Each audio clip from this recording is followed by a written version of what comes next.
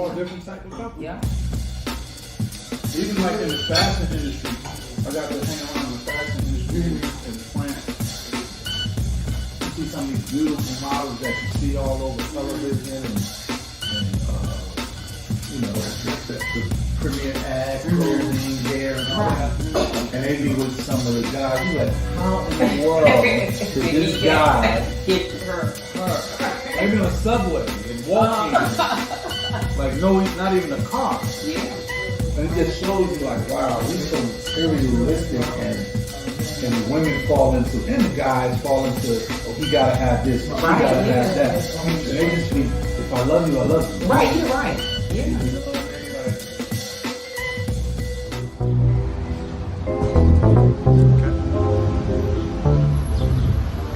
Welcome to the Urban Suite with me, Dr. Lisa LaCon. Welcome, welcome, welcome. Listen, I am live on location at Papillon 25 in South Orange, New Jersey. But in the Urban Suite, we have a very special guest. I am so looking forward to speaking with him. My urbanites, guess what? Follow me.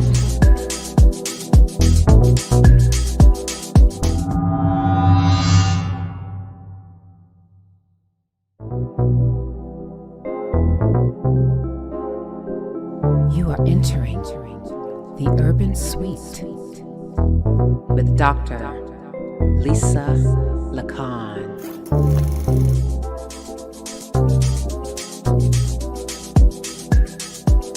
Let's talk about urban issues plaguing our community. Good to hear. That's good to hear. Let's talk about mental health. Lisa. What's on the menu today? What's on the menu there, Mr. Hey Kelly? man, we got Councilman a little shrimp, we got a little scallop, and we got a little brochette chicken. What kind of sauce is that? Is that avocado? What is that? Avocado? This is not avocado, but it is scrumptious. Okay. No, but it's a little lime, a little ginger. You know, good for the body. And then of course, We good are for the at body. Papillons, you know, so they always make some things that are good for the body. A plethora of choices. All right. And we got the nice Caesar salad over A little here. Caesar salad. I don't really do the bread chunks, but It looks good though. you know, I'm gonna leave that to my chief of staff. He's a bread guy. All right. Before y'all get too comfortable over here, what we working with over here, Miss Carolyn? Oh, we got some nice coconut shrimp. Is that what we're working with? And Mr. Sabor, what you got going on back here? Calamari going on here with the marinara, and we got a house salad with a nice balsamic dressing. Okay. All right. So we got the calamari. Extra crispy because I love the bread. Okay. You know they say Marty Martin love the kids. Sabor love the bread. Okay, that's good. All right. So we're right down here at Papillon's. Where we at, Lisa? Papillon 25, South Orange, New Jersey, 25 Valley Road. All right, so we have in the Urban Suite today, Councilman Dupre Kelly, West Ward of Newark, New Jersey. So listen, my urbanites, he's going to be talking about his personal agenda for his ward. He's going to be talking about beautification issues and other events that are going to happen in Newark, New Jersey throughout the course of the summer. So stay tuned. We'll be right back.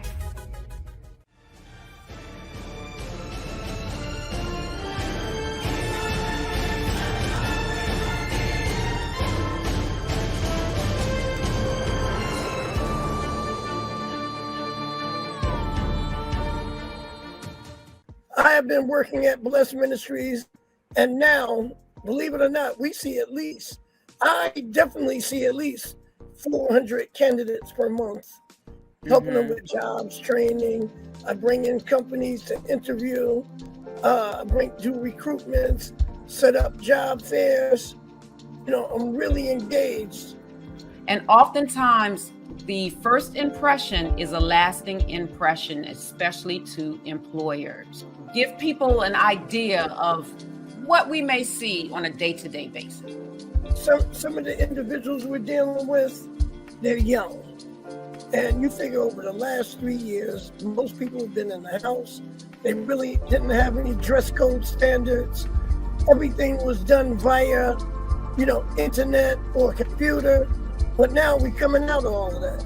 You know, I get a lot of people that come in with wave scarves, you know, scantily clad clothing, you know, not becoming a lady or someone looking for a job.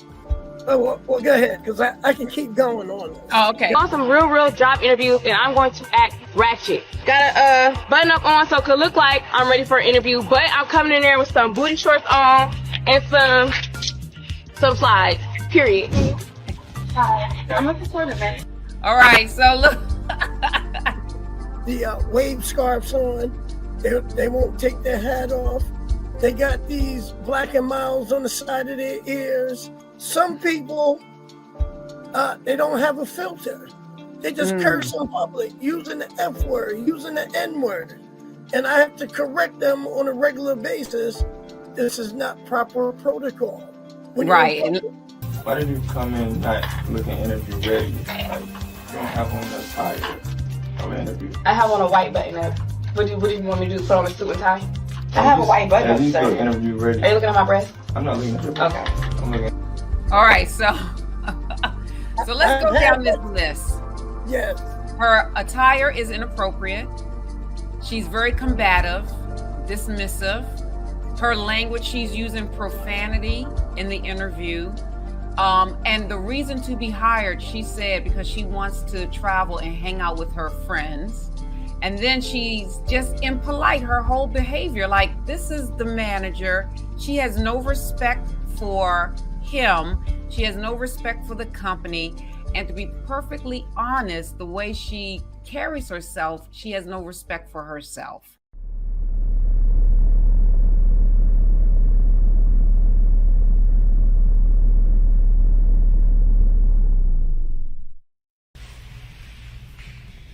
All right, so we are back with Councilman Dupre, Kelly, in the Urban Suite with me, Dr. Lisa LaCon. Yes! So the last time we actually spoke, he had to leave because an emergency came up. It was a horrible situation. Yeah. Tell us a little bit what happened. We had a young lady, a young 4-year-old that was hit by a hit-and-run driver. In the Roseville section of Newark, New Jersey. And not only was she hit, but her father was hit. Her sister was hit. He had one of his baby girls in his arm. He had the other one holding her hand, walking across the street. And a hit-and-run driver hit them, all of them. Put the father in critical condition. The little girl that he had in his arm, she wasn't badly hurt, but she had scrapes and bruises. And the one that he was holding her hand, who they affectionately call Mama, she passed away. Oh, see, I didn't know any of that. I just, oh my gosh. But as a result of that, what did you all do? Well, I mean, it just made the city go into proactive, reactive mode. And what I mean by that is trying to find the hit and run driver, which we haven't found yet. We know the vehicle, it was on video. It just really ruined their family's life. Oh, I'm sure. She had brothers and sisters who were out of New York, older brothers and sisters from a previous marriage of her father. He was the centerpiece to their families. And well, he is, because he's still living, but it just really ruined their family. And we had to come to the city as a whole, had to come to, in the community, had to come to their aid to help them out. And we're still there for them. And we put up stop signs in the area and striping down. Wow. But I don't even really like to say that, because that's us being proactive. Right. Reactive. Right. After, when we could have been proactive about situations like that. And so it's just a sad case all around. Wow. And we still haven't caught the guy, so we're still looking for him. Well, my prayers are with the family for sure. Yeah. All right, so moving on. Moving on. All right, so both of us are in our 50s. Yes. All right.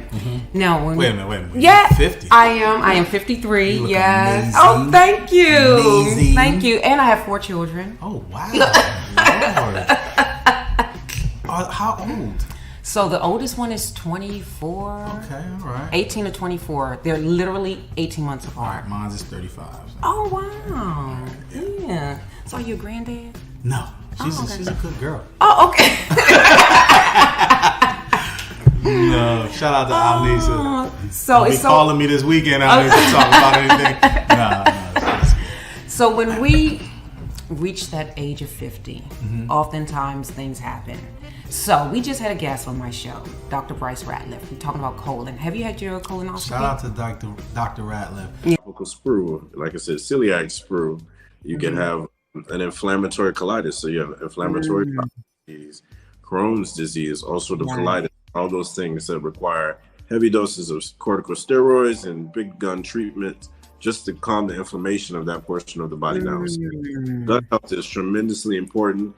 It can contribute to your mood, weight loss, bloating, that kind of thing. So there's so many things that go into gut health, and I can't hope to encapsulate it all in one discussion. But yeah. Ironically enough, I'm getting a new primary doctor. Okay. Because I asked my doctor, since I was 45, should I take the test? And he sent me home tests to take.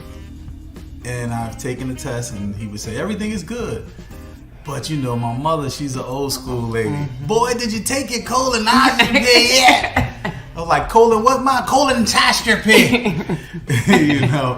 And I would say, no, I didn't take the one, the old school one. I've taken the new one. You take it home by yourself. And she said, no, that don't work. So anyway, my brother, we got on the phone together, and he said, let's make a promise to each other that we will go and get our test done. Right. So we went in and got the colonoscopy test, and we got the other one. Which one? One of the doctor has the violate man. Everybody out there see my finger, he got to violate the man. But that's important. No, yeah. It's important. It definitely is. It's important to get violated at 50. Yeah. Right. Well, hey. And then you have to drink that drink. Yeah, you have to drink that, to make sure that everything is clean. Right. I'm joking, but this is really important. It is. Right? It really is important, and a lot of Black and brown people, we don't really take advantage of going to the doctor. And men, period, right? Yep, we don't go to the doctor as often as we should. You beautiful ladies, you take advantage of all of that. That's true. If something aches or hurt, you're going right into the doctor. Men, we'll tough it out, or we'll try to tough it out until it's too late. I've lost so many friends over the years who tried to tough it out, and they didn't make it. Right. From diabetes to stomach cancer to colon cancer to so many different things. So please, men out there, please take care of yourself. Go get yourselves checked out. And speaking of health, right? We are doing in the West Ward of Newark, New Jersey. We are doing a big health festival. Oh, when? It will be, I believe, May 21st. Let me write that down. I believe it's May 21st. Chief of Staff, is it May 21st? May 20th. May 20th. See, okay. That's why you have to. See, that's why we got Chief of Staff May over there. 20th. May 20th, in the West Ward at Donald Payne Technical High School, and we're going to be talking about everything that matters about health, Black and brown health specifically. It's going to be an amazing event. We have an amazing company that's coming up to help us facilitate this, and it's called BHM, Black Health Matters. Shout out to Deidre Tate, who helped me bring it to the city. And shout out to my staff, like Khadija, who is actually helping us put it together. But we're going to be talking about everything health-wise. And mental health as well. Mental health especially. Oh, wonderful. That's my alley. That's my passion. Oh, mental health especially. And, it's just important that we take care of ourselves, not only physically, but mentally as well. Yes, absolutely, absolutely. So what time is that? It's May 20th. It's going to be all day. Okay. It's going to be probably from 8:30 a.m. to maybe 6:30 p.m. Okay. And, we're going to have Red Man in the building. Oh, we're going to have nice. some prominent hip hop artists, some actors like Tobias Trevelyan. Okay. And reached out to J.D. Williams, who's from Newark. We're gonna also have Mayor J. Baraka and some of my fellow council colleagues. But more importantly, we're gonna have the community, our seniors, our youth, and talking about why health matters, but specifically, why does Black and brown health matter? Yes. I think oftentimes, especially in our community, we have a distrust of physicians, of therapists, and it's like, I don't want to go, and But what I see now that is happening, we see, well, at least for me, I see more Black doctors, more Black therapists, but we do need more because we're only like, I think, 2% psychologists, African Americans. That's it. That's about it.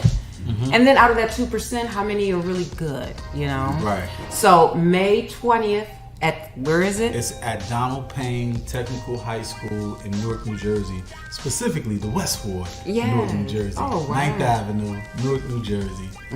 All right, so the Urban Suite, we will be there. Yes. May 20th. Absolutely. All right, so what else are you all doing in the West Ward? We're doing so many different things. We have while I was campaigning, my idea was to revitalize the West Ward, right? And that sounds so broad. That's what a broad stroke. Right. What does that mean? What does that look like? And it means so many different things on so many levels. It's not just brick and mortar. It's also changing the mind state of the people. And the people that I'm talking about are the business people who are there, the people who would like to be in business, the entrepreneurs. How do you educate them so that they can be wealthy? How do you educate them so they can notice what wealth is, so they can identify what wealth is? Because when you see a bodega on the corner of your block, you might not realize or think that the owner has accumulated wealth. Absolutely. If he or she has been in your neighborhood for 20 plus years, so we want them to be able to identify what wealth is, to identify what it takes to be an entrepreneur. And what we're doing is we're calling in stakeholders in the business world, banks, we're calling in corporations who actually benefit off of our community, but also we're calling in the people who line our corridors, the businesses that line our corridors. We're partnering with Partnership West Inc., which is PWI, which we call them, which is our bid in our community, in our West Ward. And we're bringing all of these people together to educate the people who are there. And we're going to hold some businesses feet to the fire, so that they can hire people in our community, so they can educate people in our communities. I'll give you an example. When I lived on 19th Street in the West Ward, there was a Spanish bodega at one end, at the south end, and then there was a Black bodega at the north end of my block. And on this block, I would go to Mr. Thomas, was his name. I would go to his business, and I would see the trucks come in with all of my favorite potato chips, Bonton barbecue back in the day. And I would see them bring that in. I would see them bring in the boxes of lemon heads, all the stuff that's not good for us. But it tastes great. But my point is, I wondered, how did he pay these guys? How did he count the inventory? How did they know to bring that that amount, that volume, And I asked Mr. Thomas, can I watch him? Can I shadow him? And that's where I got a lot of my business acclimate from. Just watching him, seeing what the inventory was, and seeing what it took to open up and close up and sweeping the floor, and So I think that if you allow the people who are in your neighborhood, at least 2 to 3 people, men and women, to come in your store and shadow the businesses that are there, they will see that it is possible. They will see that even though it does not look like it is thriving, that it is thriving right under their eyes. Sometimes if you don't see it, you don't believe that you can be it. But when you see it and you understand what it is, you know that you can do it as well. So, and that's what we're doing in the West Ward. We're trying to show people and teach people that they can be it, they can see it, and they can actually do what it takes to thrive.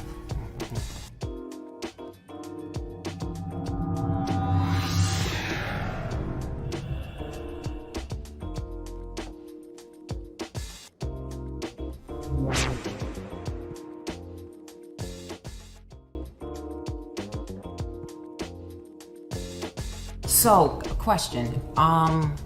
What about the youth? How are you educating the youth on that? Because sometimes I think I work with adults, and sometimes I'm like, okay, it's a little bit too late for them. So how are you tapping into the youth with that model? Well, you have to utilize the youth for that model, and everybody, right? You have to ask them what it is so that you can put what you have in mind into play. So we're incorporating the youth because they are all entrepreneurs. These youth these days don't want to do any labor. That is so true. They don't want to do any labor. Right. You know, and that's just the times that we Right. in. Everybody's here Right. with the Or like games this. or like this, you know, Right. they're like this, and Right. they're here on your phones. So they don't want to really do too much labor. So you have to meet them where they are, right? And that's technology. That's on cell phones. That's on gaming consoles. You know, they don't even want to buy homes for the most part. Well, do you think the tide will change with that? I'm sure it's a possibility. You know, as the times change, so will the mentality of the people. You know, but currently as it is, I think that you educate them, and that's a task, right? How do you educate someone for a job that doesn't exist yet? Right. Cash App didn't exist 10 years ago. Right. You know, there's so many upstart tech companies that did not exist 10 years ago, 20 years ago, but yet they're billion-dollar businesses, right? With young entrepreneurs who wear sneakers with their suits. Yep, I love it. And I'm I love it. I love it.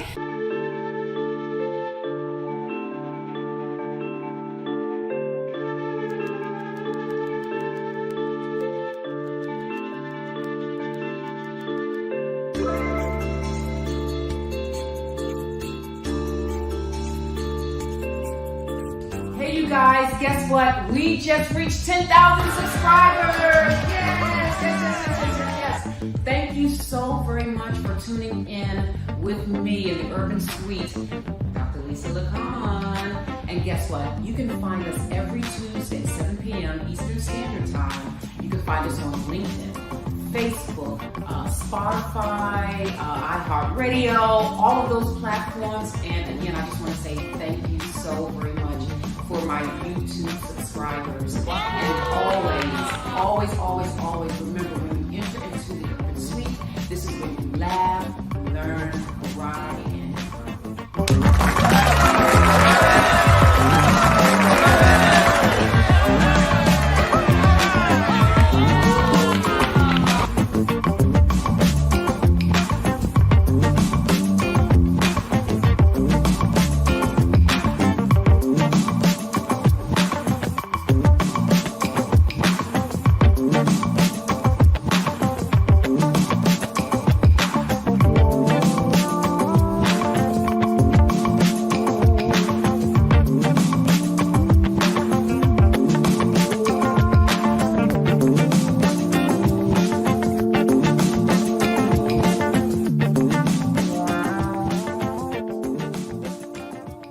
Now, in the Urban Suite, I did a show about AI technology, artificial intelligence. Oh my God. And how it can affect the Black community. What are your thoughts about AI technology in the Black community? You know, I gotta look at the camera for this one. Parents, adults, anybody of authority, please, please, please take artificial intelligence serious. We talk about it, we laughed about it 10, 20 years ago. Oh, it's the type of thing that moves a gaming console forward, or no. Music, I come from the music industry, right? There's a app that takes acapellas of all your favorite artists. Let's just say Jay-Z, for instance. Take all of Jay-Z's acapellas, you put it into this system. You take all of Jay-Z's interviews, you upload it into this artificial intelligence system. I can play you a record right now where Jay-Z is rapping. And when I ask you, who is that? You will tell me with no doubt, that's Jay-Z. And it's not Jay-Z. What the artificial intelligence does is take all of the information and then it reprograms itself to be better than the person that you gathered the information from. So here is this record that sounds just like Jay-Z, just like Kendrick Lamar, just like Biggie Smalls, just like Lords of the Underground, but it is not them. I mean, the cadences, the flow, even when Jay go, all you have to do is type in a topic. Write about this show. Write about Lisa. And it will take all of Jay-Z's information and make a song about you. Yeah. How the artificial intelligence presumes that he will talk about you. Right. It's unbelievable. Now, I'm not just talking about music. If it can do that with music, why can't it take all of Barack Obama's speeches, all of your presidents of a bank? Why can't it call your children while you're not home at work and utilize your mother, your father's voice and say, baby, I'm outside, open the door. I'm bending down in my car. You won't be able to see me right now, but open the door. Meet me on the corner of such and such. Don't worry, just walk there. This is very serious. This is very scary.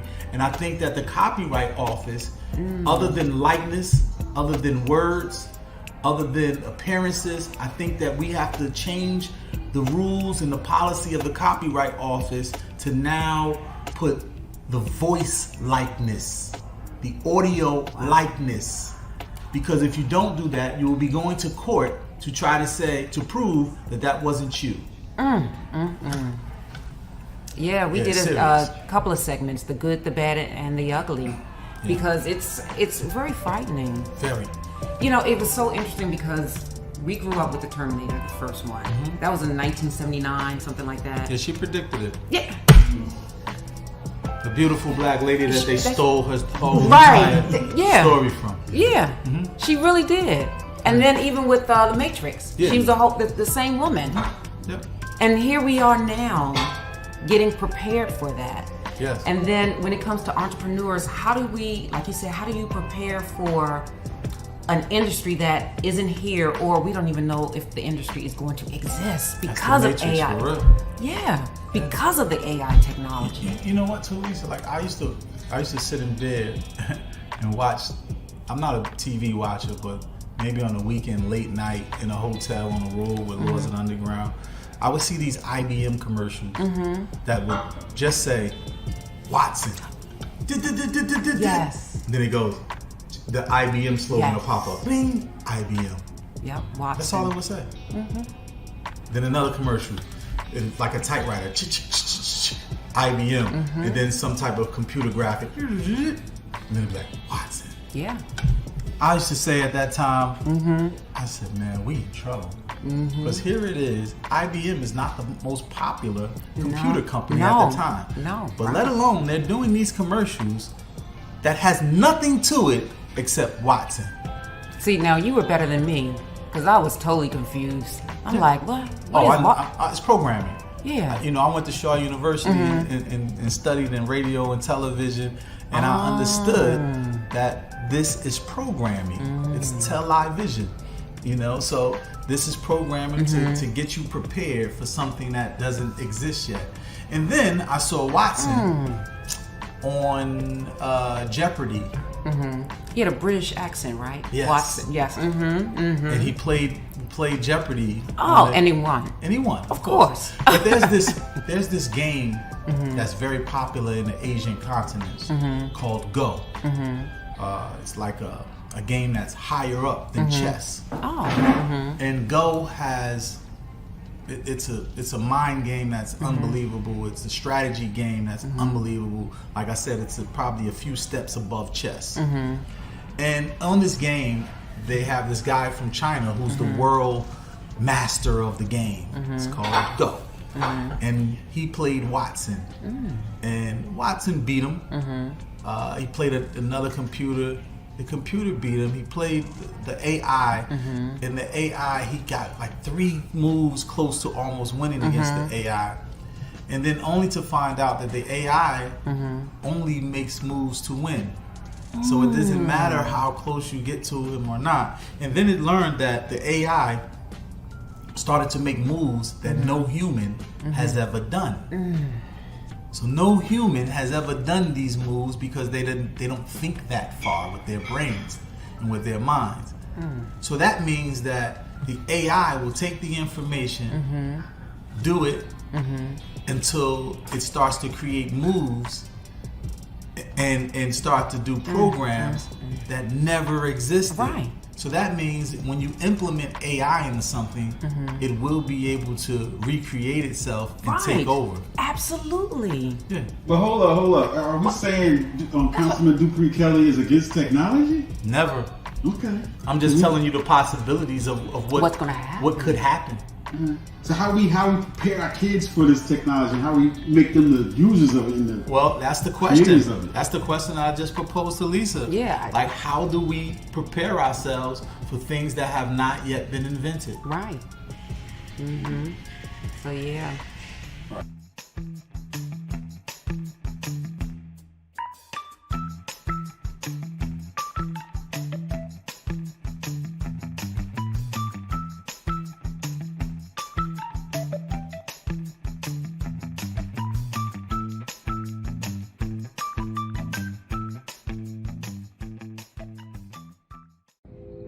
Hey Urbanites, you're watching my live interview with Councilman Dupre Kelly, and we're going to take a quick break. We'll be right back after these messages. Peace, family. I said this was the year of AI, and I meant it. Biggest threat to humanity right now. It's just AI. Meaning that the general public can get access to it because the possibility of people using it, right, for various different reasons that are nefarious, such as using other people's voices and saying whatever they want.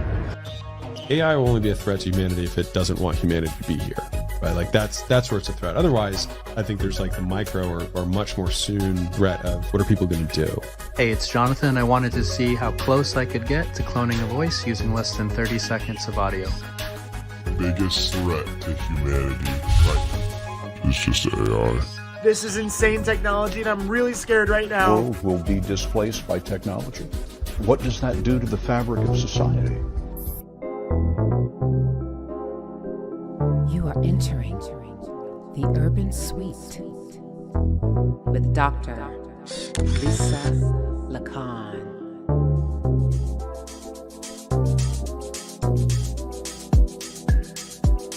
Let's talk about urban issues plaguing our community.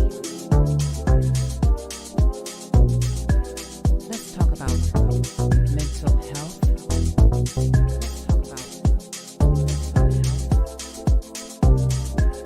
Let's talk about sex.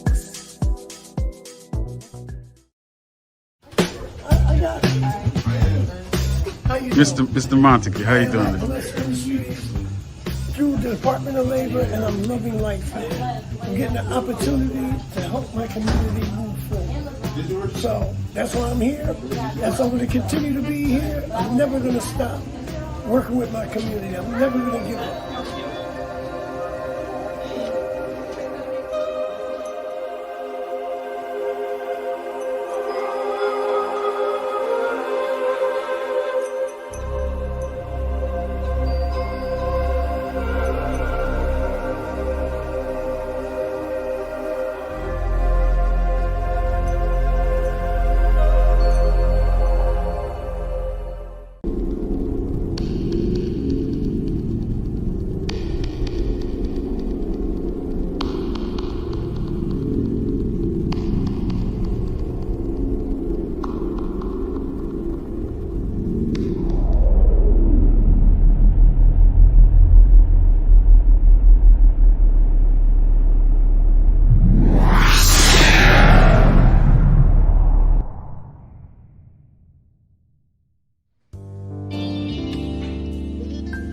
What's up, y'all? It's your boy Do It All Dupre Kelly.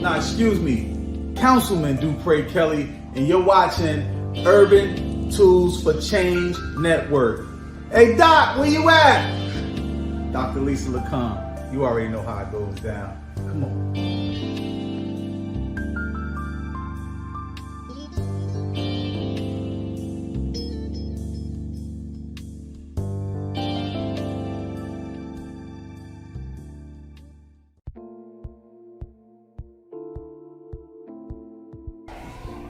All right, so speaking of mental health, so oftentimes when I go through different neighborhoods, you can tell the quality of the neighborhood by the environment, how it looks. So in terms of beautification, street lights, litter, things of that nature, how do you think that impacts the mental health of your constituents? Well, I think it's very important. You know, the way you see something is the way you react to it. You know, so if you see a bunch of trash on the ground in your neighborhood, when a car drives by you, you're probably most likely to throw that bag of McDonald's that's empty out your car window. You're probably one of the ones most likely to add to the mess. But when you see it not that way, you know, some people say Newark is that way because people throw things out in the trash, but South Orange is not that way because you don't see any trash. I think that it's important. You know, the way that you see something is the way that you react to it. Right. So, you know, if you see dark areas and you're into crime, you think that this might be a great place to do crime. Absolutely. You know, that's why we try to get lights that are bright and, you know, so I think that is very important. The way that you see something is the way that you react to it, and that's mental, right? That weighs in on your mental health. Absolutely. So, you know, we have to do better as a people to know that this is not acceptable. Right. We have to stop blaming things on others and help.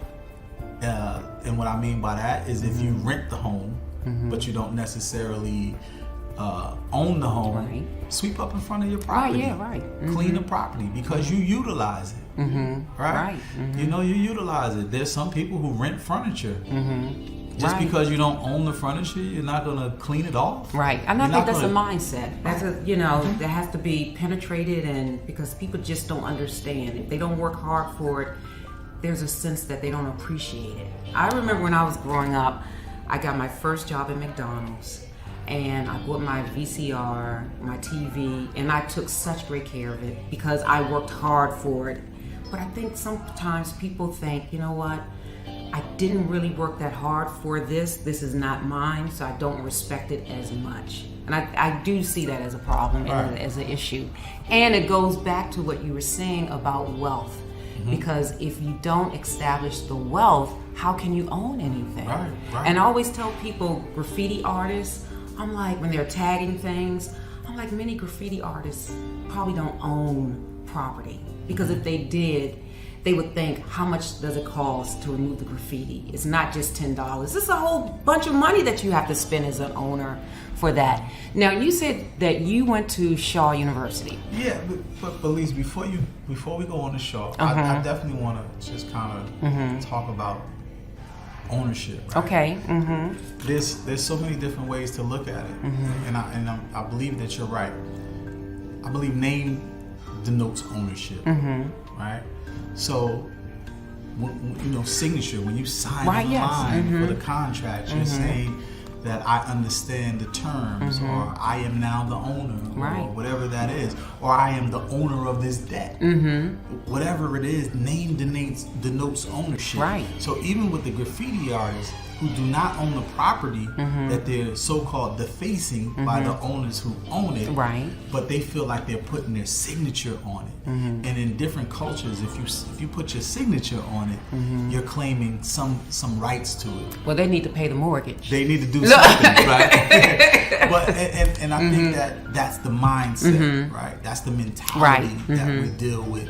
Hip hop has been that way as long as I can remember. You know, tagging and all that stuff. Not even just in that element of it, but taking things that is not theirs and turning it into theirs. You know, the world has been that way. You said samples, right? Right. The world has been that way, right? I don't think anything that's ever been invented just came out of the blue sky.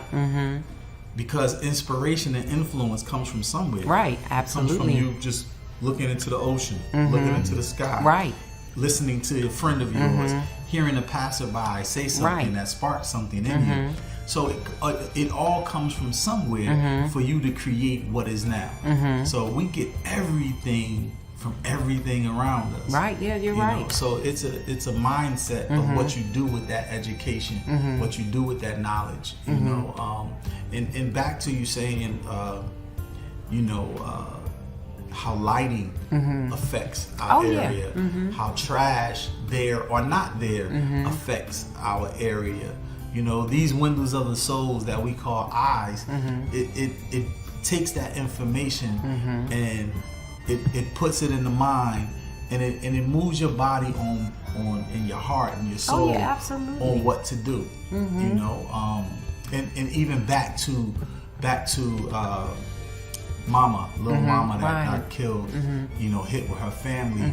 You know, as soon as that happened, we wanted to make sure that the lighting was bright out there. You know, we wanted to make sure that the striping on the ground was okay. We wanted to make sure that the stop signs or the traffic measures were in place.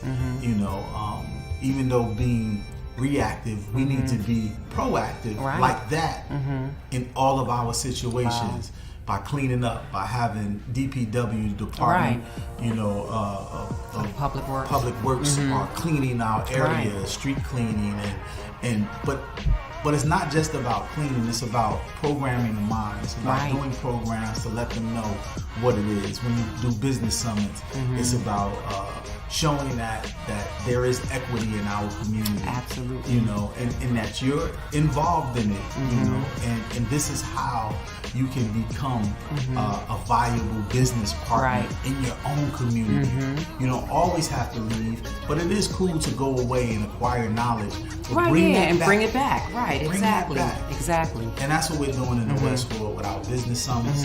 That's what we're doing with our Black Health Matters, with our health summits, is to show people that because if you're not healthy, then you can't even go out here to be an entrepreneur to gain wealth. Absolutely. And it really shows you that health is wealth. So it's interesting because outside on this street on Valley Road, I don't know if you're familiar with this intersection, there have been a lot of pedestrians that have been hit. So what they've done, they have these flag things that we hold up. It's like this bright orange, because there's no street light or anything, and you just hold it up and wave it, and so far so good. It's been, you know. But the reason why I mentioned Shaw, you actually pledge Alpha Phi Alpha, right? 19 over 6. Oh, sorry. Well, he sound like he must be. What do you think? All right. So we have the Kappa, the Alpha. I'm a Zeta. Okay. All right. Divine 9 up in here. Divine 9. Your HBCU experience. How was that? Amazing. Yes. Amazing. Yeah. And it was amazing on so many different levels that I got people to see. You know, I got to see people that look like me. You know, who were inspiring to do things. And, you know, on a grandioso scale, and see people who would be our future doctors and lawyers and radio personalities and television personalities right there in front of me, and I was educated by those same people who look like me. You know, and it felt good to be able to understand that the people who come from similar situations that I come from are aspiring to do things great in our city, our state, our country, you know, and abroad. So it just kind of gives you a certain you know, energy that it does for our culture, right? For our people, that, like, we've come from such a long way, and it's not just about labor, right? It's about the work, but it's not just about labor. So I bring that up because talking about the beautification project. So I'm going to ask my source if we could assist in whatever way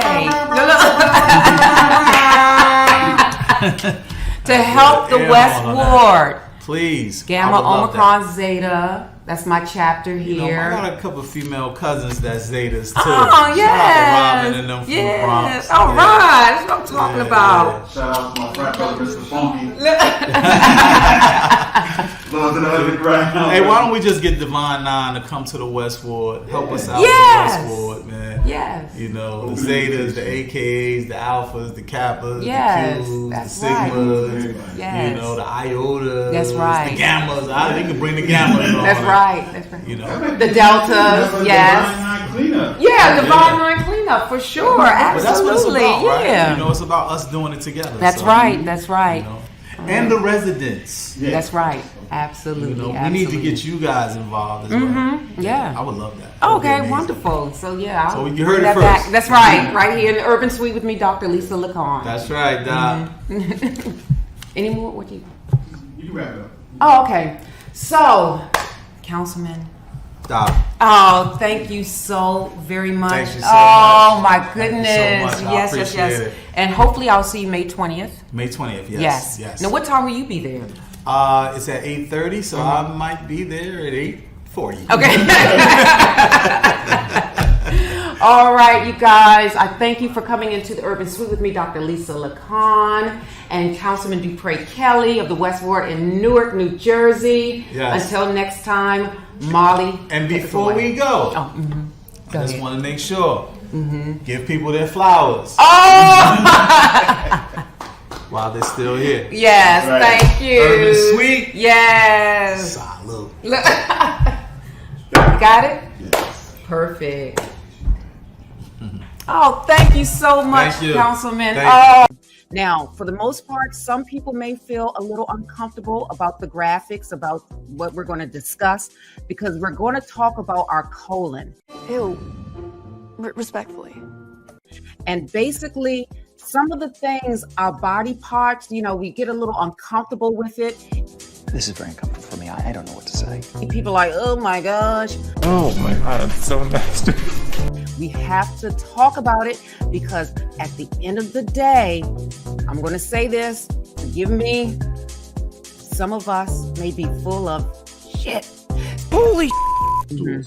Well, the caliber of the stool is like the shape that we have our slide here. You can see Right, kind of let's the pull pellet this form. up. Yeah, you see kind of the pellet form. So we have like various extremes. So we've got an oily stool at the bottom, and then we've got the pellet form at the top. Our bodies are going to be what they're going to be. So you have different types. According to this image is provided by Livy, there are 7 types of stools here. So this is what I was talking about, which may be uncomfortable for some people. But the reality is we have to have these conversations. Did you forget how to have a conversation? And you have to look at your stool. Wow. Don't be afraid of it, okay? Don't be afraid of the mess. That's the key. So type 1, this is the one that's like constipation. Separate hard lumps like nuts, and it's hard to pass. Hard pass. Okay, that's when you're constipated.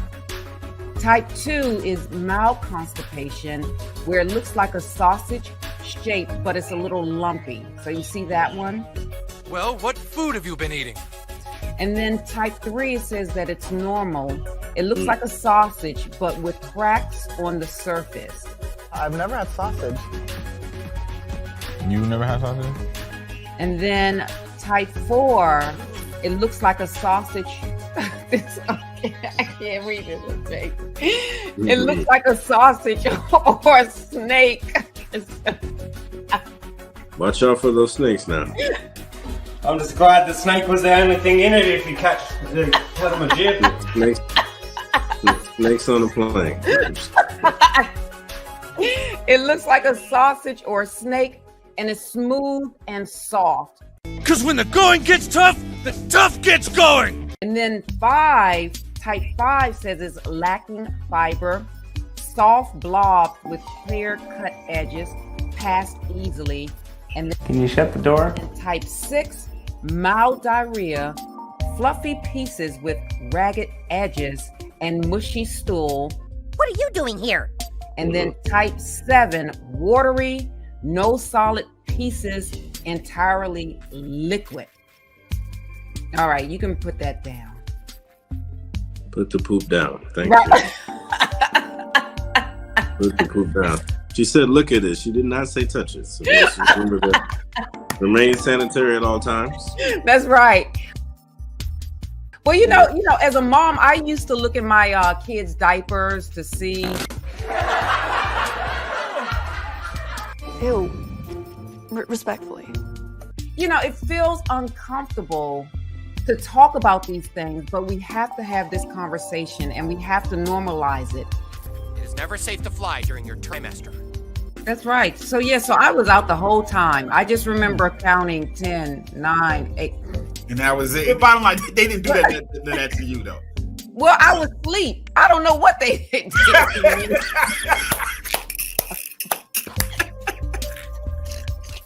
I don't know what they did to me. I just know what the doctor told me he did, that he put the thing up there and took images of it. But the doctor said I had a colon of a 31-year-old. I said, thank you. There you go. Extra bell rings. Left too much poo. I'm drinking Mountain Dew. That's why you have don't, but we got to suck it up for the greater good. That's right. I don't think that was the right terminology, but okay. Yeah. So can I get a referral from you? For what? Medicinal marijuana.